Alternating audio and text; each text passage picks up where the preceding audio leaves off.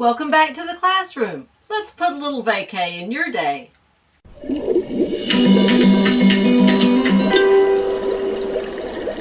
Today's vacay Q&A comes from Debbie in Savannah, Georgia. Debbie says, "Hi, Miss Kears." Hi, Debbie. After reading the Conversation Across Time segment, I'm trying to be more conscious of my conversations. Things I say often come back to bite me after the fact. However, I don't want to censor everything I say. How can I keep my mouth in check but still communicate openly? Well, Debbie, that is a fine line, isn't it? The first thing we must do is recognize our responsibility. Words are a powerful thing. And if we don't recognize that, then we end up saying things to people that, yes, not only come back to bite us, but bite them as well. What if I say to you, "You look tired"?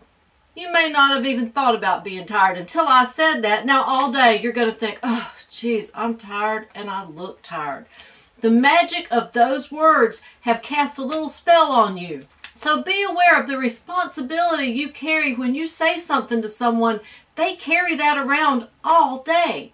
So what if you said to me instead, "You look nice today"?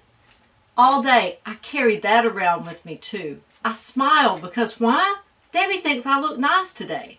That's also a little spell, but it's a good spell, right? So just be aware, the words that you speak, people carry them with them all day. In fact, long after you're gone, things that you have said will be with the people that you love for the rest of their life. So just be aware, when you speak, words are powerful things. So just be aware of the things that you say. Be aware of the weight of that responsibility. And then be very deliberate with your dialogue. The problem a lot of people have is what the little guy in their head says comes right out their mouth. Guy or girl, that is. Our internal dialogue does not have to come flying out our mouth, but it often does. So we have to be deliberate with that sometimes. Sometimes we have to ask ourselves, is that really an appropriate thing to say? Now, I realize it feels like you're censoring every conversation, but the truth is, once you get used to it, it just comes naturally. Again, the little voice in your head has to be taught how to act. So if you teach it that you will repeat everything that it says, you're in trouble. So sometimes filter. What comes in your head does not have to come out your mouth. So be deliberate with your dialogue. No matter who you're speaking to, even if it's your family, be specifically careful with them because, again, the things that you say to them now, they're going to carry around for the rest of their lives. That's a lot of responsibility. So we want to be careful with what we say. On top of all that, we also have to write responsibly. Because as detrimental as some of the things that come out of our mouth can be, the things that we write down can be even worse because there's written record of that. Never, ever text, email, fax, whatever your favorite form of written communication might be, never use it when you're angry or intoxicated because it definitely has a way of flying back at you at the worst possible time. So if you're angry with someone and you start to fire off that text, hold on. You can compose the text, but don't fill in the recipient yet.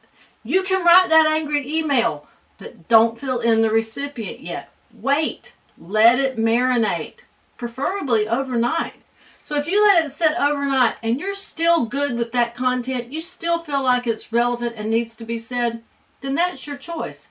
But don't just fire it out, especially not if you're intoxicated or really angry, because those two things will totally get you into trouble. So let's have conscious conversations. Number one, let's recognize the responsibility that comes along with the things that we say, because people can carry that with them the rest of their life.